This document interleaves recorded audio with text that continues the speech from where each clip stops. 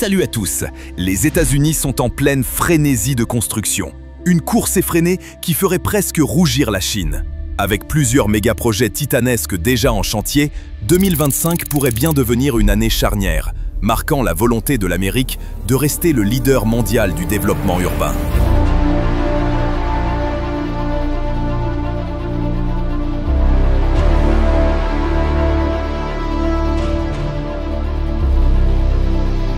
Des autoroutes souterraines futuristes sans un seul feu de circulation, un train ultra rapide capable de réduire des trajets de plusieurs heures et un parc éolien colossal produisant assez d'énergie pour alimenter 1 million de foyers.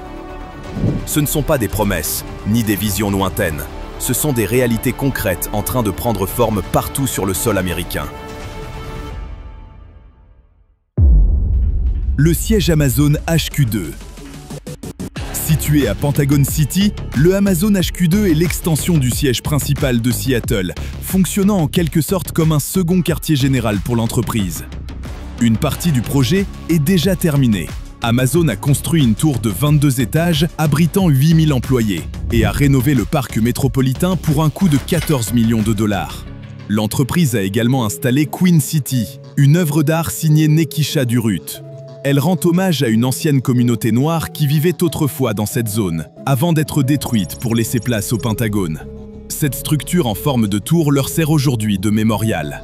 La deuxième phase du projet prévoit l'ajout de nouvelles structures impressionnantes, dont la Helix. Cette tour aura une forme en spirale unique, rappelant une double hélice d'ADN, même si certains ont noté que le concept ressemble plutôt à un certain emoji. Blague à part, cette phase 2 portera la capacité totale du siège à 50 000 employés, créant ainsi de nombreux emplois supplémentaires.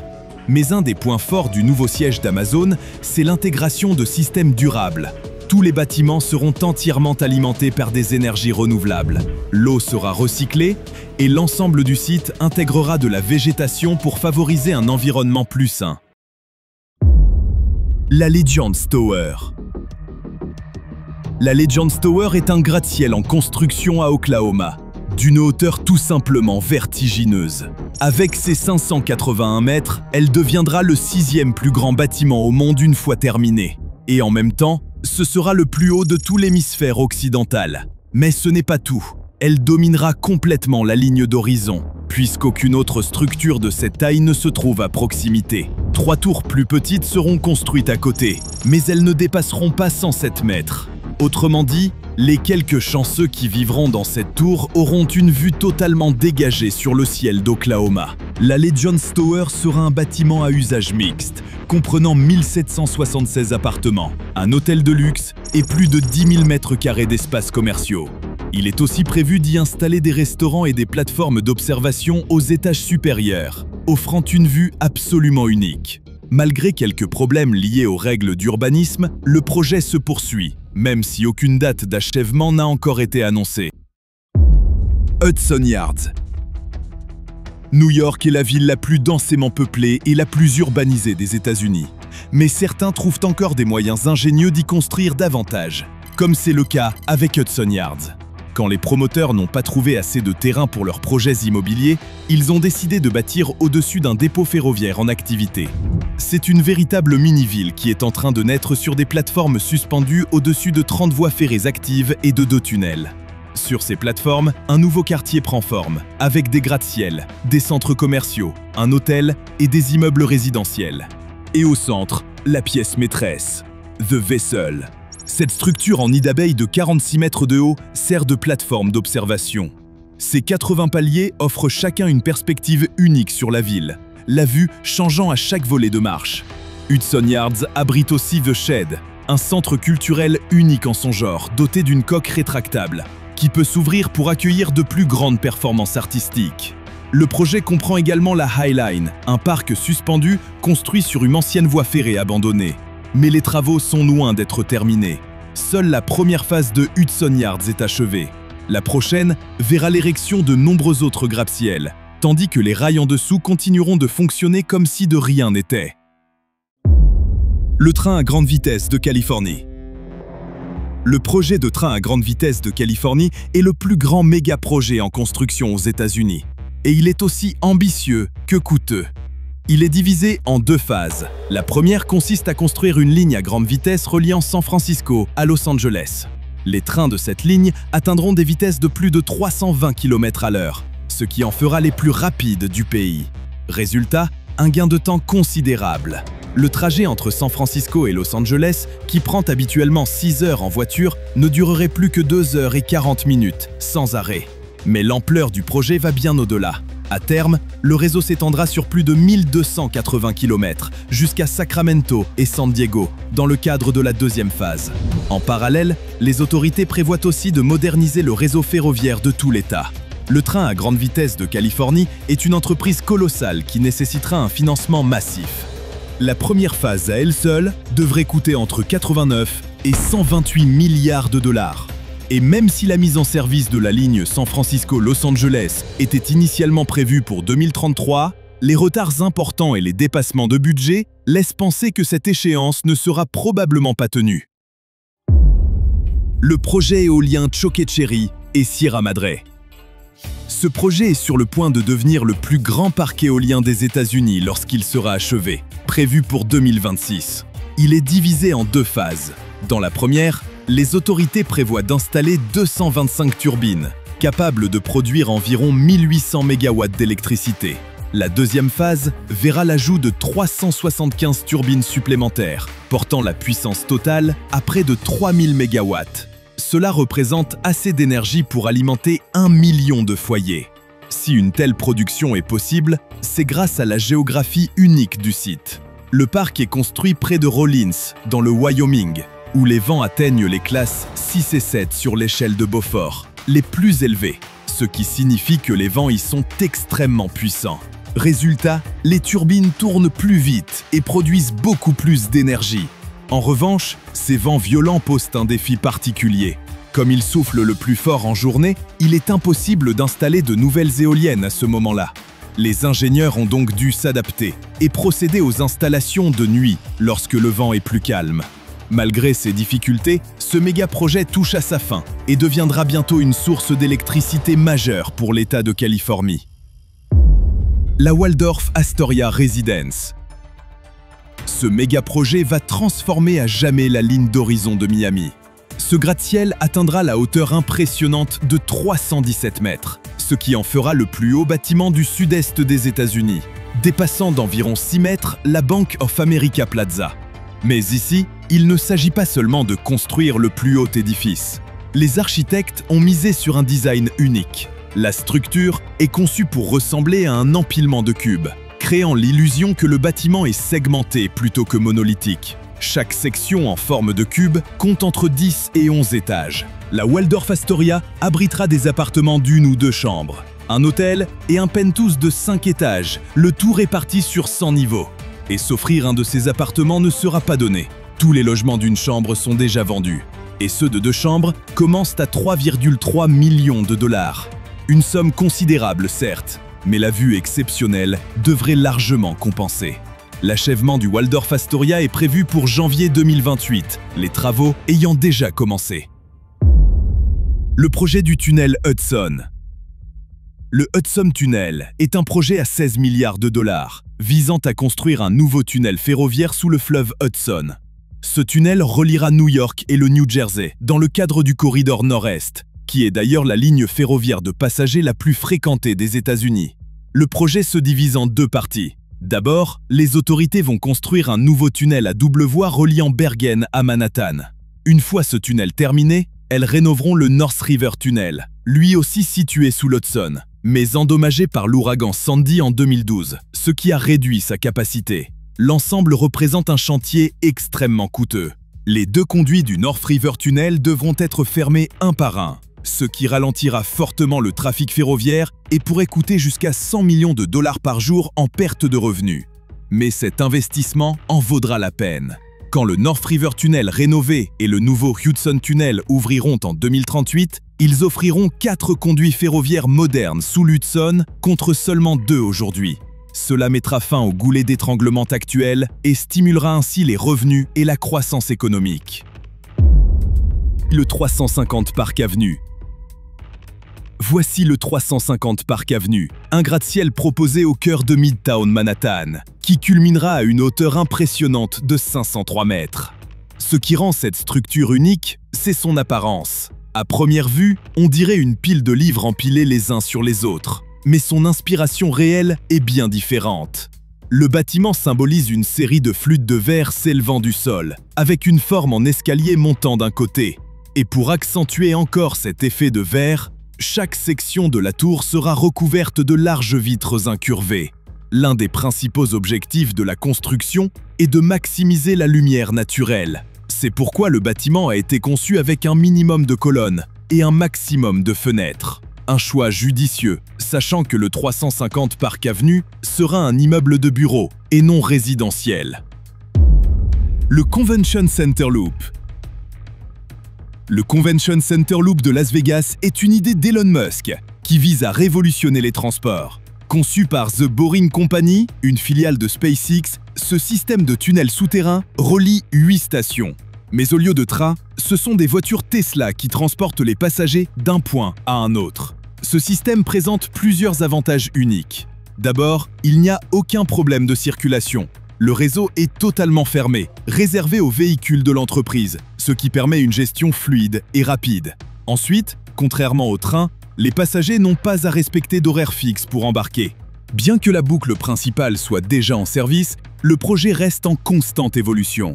The Boring Company fore de nouveaux tunnels par étapes pour étendre le réseau. De plus, les Tesla devraient à terme être entièrement autonomes, rendant le système complètement automatisé. C'est un projet ambitieux qui propose une solution originale aux embouteillages chroniques des grandes villes américaines. Mais la question reste, le jeu en vaut-il la chandelle? Le projet coûtait déjà 53 millions de dollars lors de son inauguration en 2021. Et cette somme va grimper en flèche avec les extensions à venir. Remplacement du pont Portal North.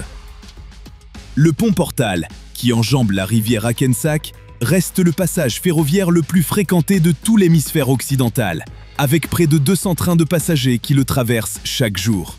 Et même s'il a longtemps rempli son rôle, il est récemment devenu un véritable point de congestion. Le pont n'a qu'une garde au sol de 6 mètres, ce qui oblige à le faire pivoter pour laisser passer les navires, provoquant ainsi des retards pour les trains. En plus, il est devenu mécaniquement obsolète, présentant des risques de sécurité à cause de ses pièces vieillissantes et rouillées. Pour remédier à cela, le gouvernement a lancé la construction d'un nouveau pont de remplacement. Ce méga-projet de 1,8 milliard de dollars est déjà bien avancé. Le premier arc du nouveau pont a été construit en 2024, transporté par flottaison, puis fixé sur des piles renforcées servant de fondation. De la même façon, les autres arcs ont été assemblés sur la terre ferme avant d'être placés sur le site.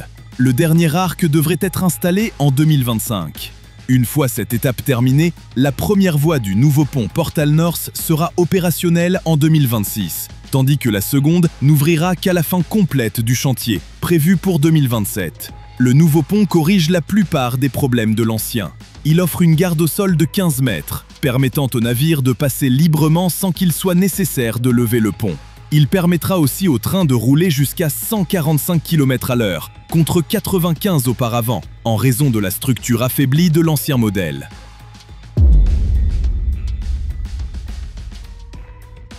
Situé au large des côtes du Massachusetts, près de l'île de Martha's Vineyard, le projet Vineyard Wind est un méga-projet de 4 milliards de dollars, déjà à mi-parcours de son objectif. Installer 62 éoliennes en mer, captant les vents océaniques constants. Chaque turbine est capable de produire 13 MW d'électricité, soit un total de 804 MW. Cela représente assez d'énergie pour alimenter 400 000 foyers. C'est une avancée majeure pour les États-Unis dans leur transition vers une énergie propre et la réduction des émissions polluantes.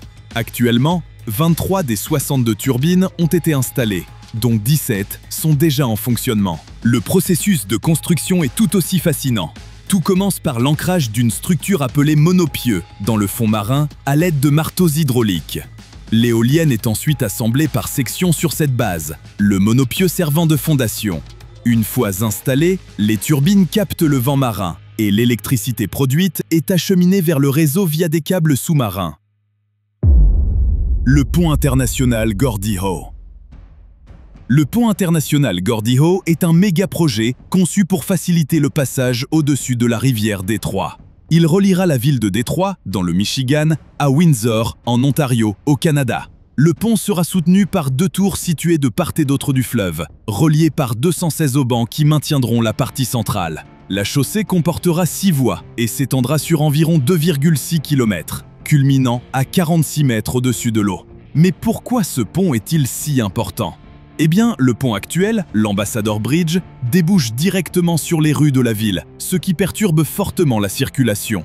Le pont Gordie Howe, lui, permettra un flux continu en reliant directement l'autoroute Interstate 75 au Highway 401, contournant ainsi les zones urbaines. Mais la construction de ce point de passage essentiel n'a pas été sans obstacle.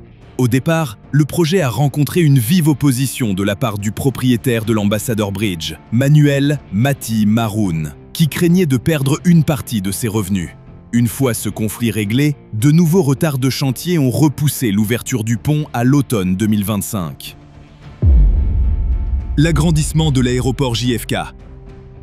L'aéroport JFK est en plein cœur de l'un des plus vastes projets d'expansion de son histoire. Il accueille déjà plus de 62 millions de passagers par an, et ses travaux vont lui permettre d'en gérer encore davantage. Ce projet de 19 milliards de dollars prévoit la construction de 2 nouveaux terminaux. Les terminaux 1 et 2 seront remplacés par un immense terminal de 250 000 m², doté de 23 portes d'embarquement internationales. Et à l'extrémité nord de l'aéroport, un autre terminal verra le jour, avec 12 portes destinées aux avions gros porteurs.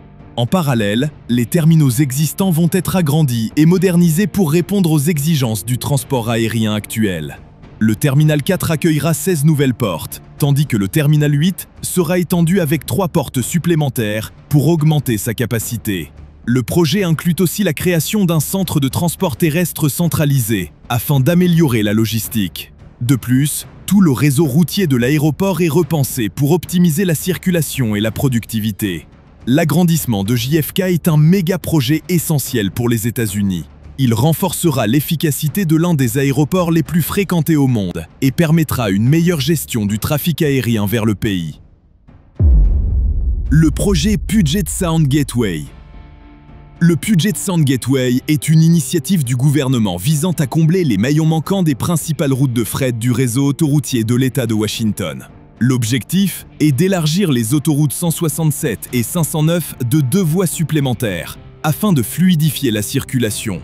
Ces routes étant des axes essentiels reliant les ports de Tacoma et l'aéroport international de Tacoma, ce projet représente un investissement stratégique pour renforcer les échanges d'importation et d'exportation. Le coût total est estimé à environ 3,1 milliards de dollars, avec une fin des travaux prévue pour 2030. Les 2 axes seront élargis simultanément, et les premiers tronçons sont déjà terminés, même si le chantier rencontre plusieurs difficultés. Certaines zones où doivent passer les nouvelles voies présentent un sol de mauvaise qualité, nécessitant un renforcement artificiel avant toute construction.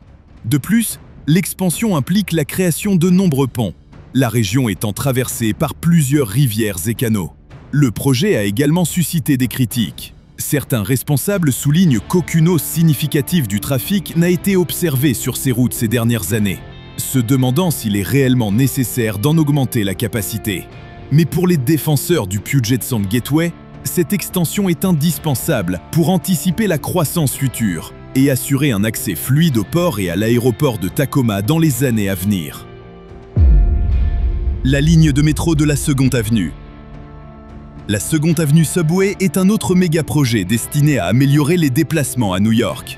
Une partie de cette ligne de métro a déjà été construite sous la 2nd Avenue et fonctionne pleinement. Mais ce petit tronçon ne représente qu'une fraction de l'ensemble.